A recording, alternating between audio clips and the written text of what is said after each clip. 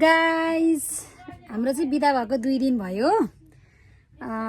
2 दिनसम्म घुम्न कतै पनि गइएन, होस्टेलमै बसोबास भयो हामीहरूको।